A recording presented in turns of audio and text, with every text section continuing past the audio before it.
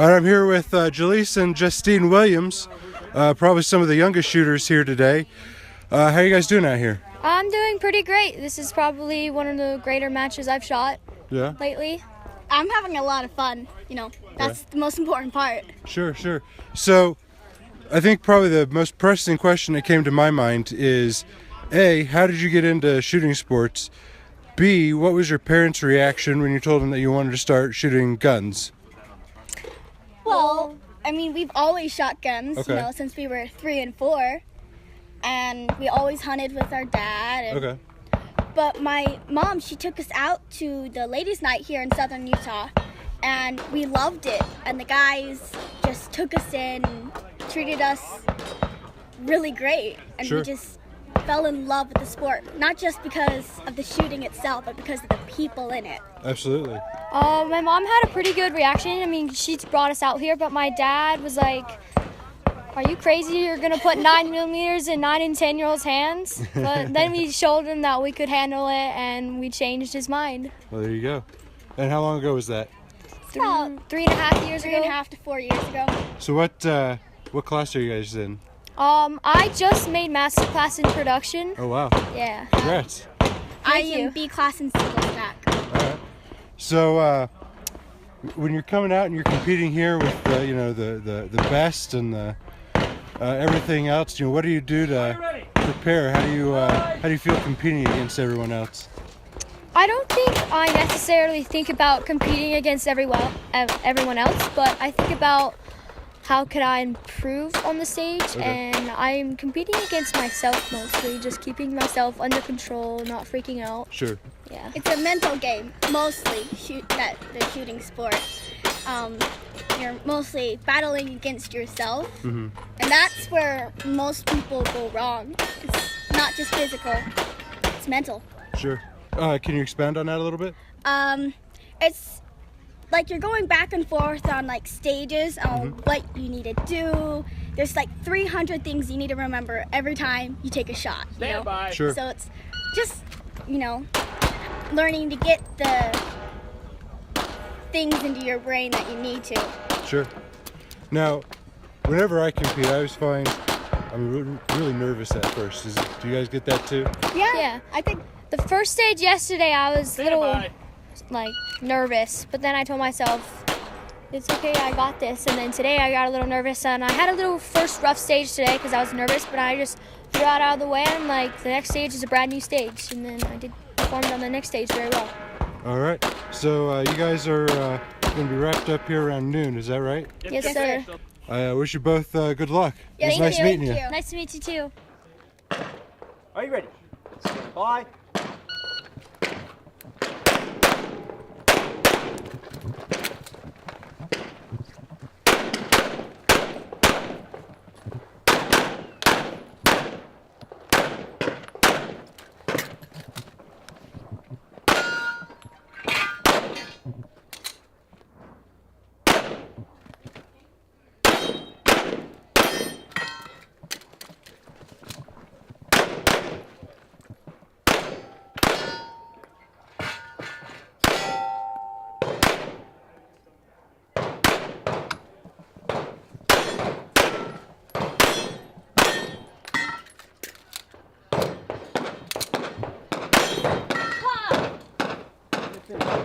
So I'm here with Troy McManus. Troy, tell me a little bit about what you do out here. Well, I'm the director of the National Range Officers Institute, Okay. which means that I'm responsible for all of the training of range officers across the country, rules, that sort of thing. What I'm doing here is range mastering along with 2 other range masters for the Iron Sight Nationals. And what is so aside from training, so when the matches are done or just not happening, you're training out range officers and teaching people how to do it, but when you're out here during the day, what is your job? My job is to make sure that our safety rules are being followed, to answer questions by competitors and staff, to approve gun changes, that sort of thing, manage scheduling a little bit, although that's mostly the match director's job, and just have overall charge of the safety and operation of the match. What do you find is the both during a match and outside of the match, what do you find to be the most difficult aspects of your job? One of the most difficult aspects of the job is managing a couple of our equipment restricted divisions. Production is the hardest one. Single stack would be the next one. Okay.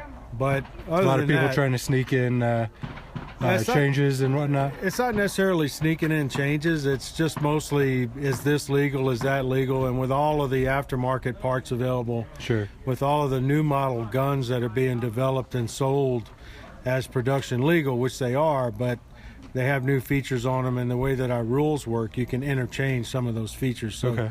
it's sort of a task to keep up with what's interchangeable and what's not. Okay. Second to that, I answer a lot of questions. I get a lot of email and answer a lot of rules-related questions, so that would be the second most difficult task, I guess. It's the most time-consuming, Sure. surely. So the CZ Iron Sight Nationals is kind of winding down. Today's almost over, and you just have tomorrow left. So how has it been going for you? So far, the match has run really smoothly. We've had a few issues with bullets skipping on the ground and whining overhead, but no major issues with that.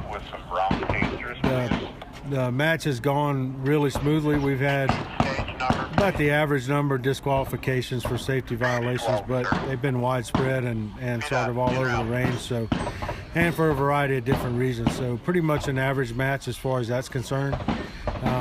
Timing, we're running well ahead of schedule, which is always a good thing.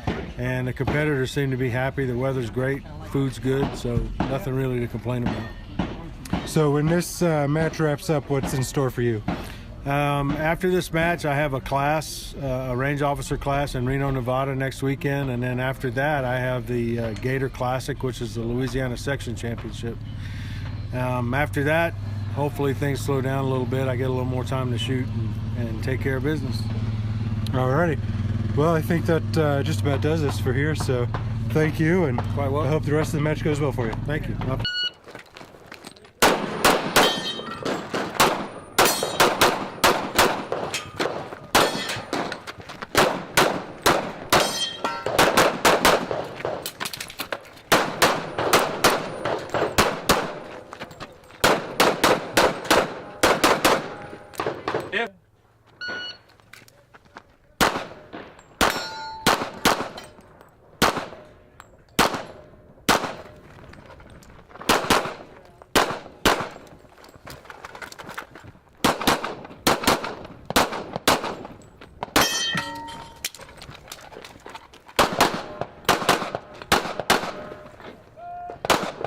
All right, I'm here with Justine Burkhalter from Switzerland, and if I understand correctly, you're here on vacation.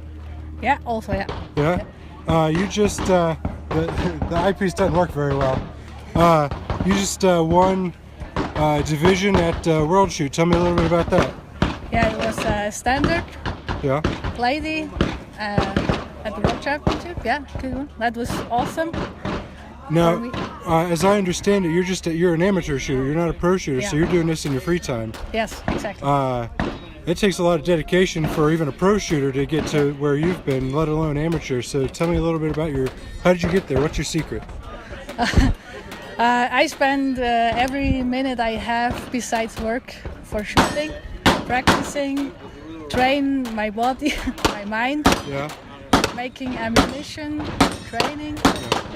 So how did you get started in it? That was 10 years ago. Okay. With a friend of mine. I had no idea of shooting. He Wow. had guns, so I went with him. Yeah. Try it once, and Well, here that- I am. Well, it's incredible, and that you're here on your vacation is really great. Have you been anywhere else in the U.S.? Yeah, I was a few times in Florida, but not for shooting. The World Shoot in Florida, I was for shooting, but also for holidays, I was Sure. shooting. Also, I was in California. Been to Las Vegas for the SHOT Show a Okay. few times. So, yeah. But it's the first time in Utah. Yeah. What do you think of it? It's nice. It's very cool. I always come. I like to come to US. It's nice. I like the country. I like the people. Yeah. So, kind of a personal question: when you do your walkthrough before a match, do you make shooting noises? Yeah, it depends. Sometimes. Sometimes? Yes. Yeah. Because I do that. I'll go through the walkthrough and bang, bang, bang. Yeah. So I was just curious. I want to find out who else does it. Yeah, I make that also. Yeah. Is it different in Switzerland? Do you do bang bang, or how does it sound in Switzerland? I think it's the same. Bang, bang, bang. Okay. Yeah, All right. I think it's the same worldwide. Sure. Well, good luck. Thanks Thank for you. giving me an interview. Thanks.